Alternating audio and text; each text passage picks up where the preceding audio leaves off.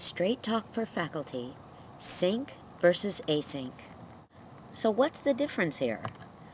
Basically, we're talking about timing. Synchronous, sync, means at the same time.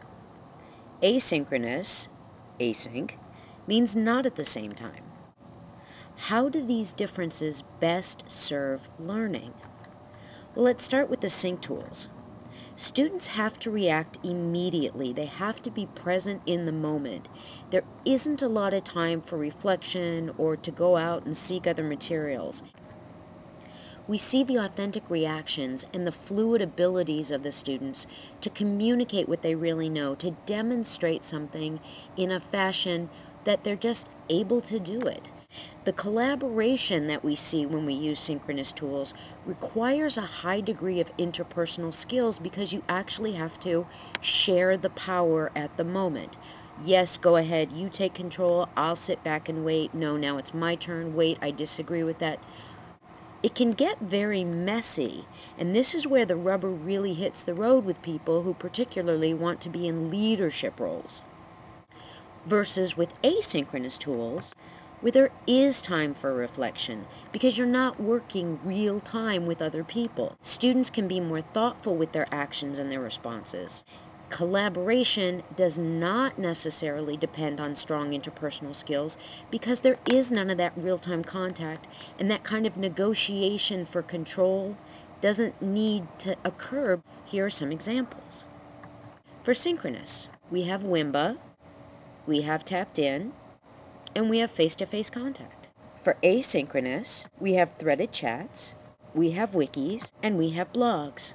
All of these tools enable communication, creation, and collaboration.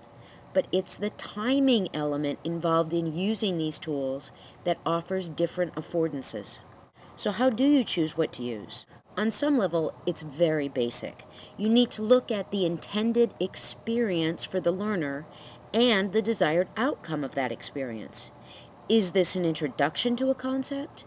Is this something that you want to be able to do in real time to get the students' initial impressions of it? Do you want them to have an artifact from that first time? So maybe you synchronously go through a PowerPoint and then post the PowerPoint and then have the students respond to the PowerPoint? Do you need to see their ability to explain or implement in real time? Are you introducing a concept? Are the students practicing a concept? Or is this a demonstration of mastery? Ideally in a class, we need to have both because we need to ensure, particularly in education, that there is fluidity in action, in ability to communicate, yet we also have the need for more reflective and critical thought. Do you have to deal with this? Yes. Yes, you really do. A blended or fully online course that doesn't at the very least have asynchronous communication and collaboration truly is like what they used to do back in 1950, where they'd send you the book, you'd write a paper, and then you'd send it in to your professor.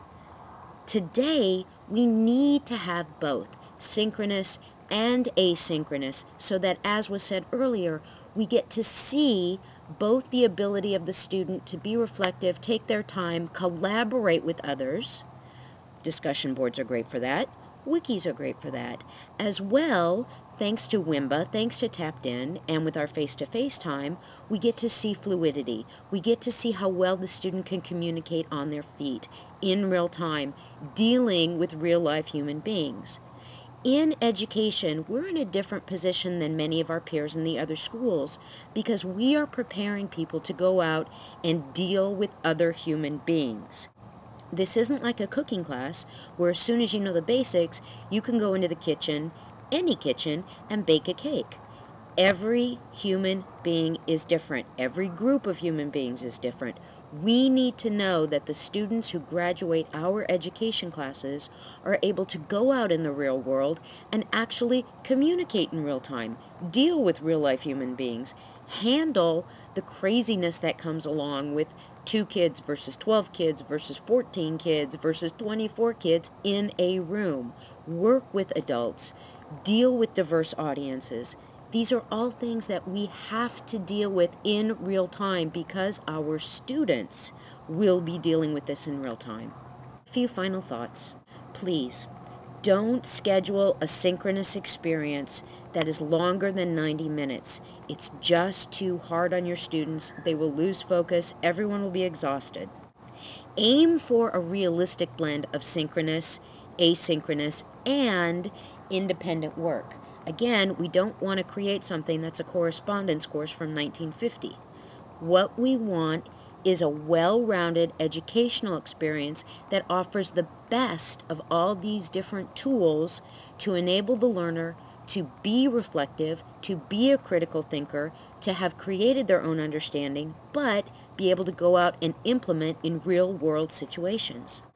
And this is huge. Please, don't be afraid to alter the learning, whatever you've designed, if you recognize that it's not serving what your students need. If you can see that the students could really use some synchronous learning, some synchronous time with you, with their peers, schedule it in.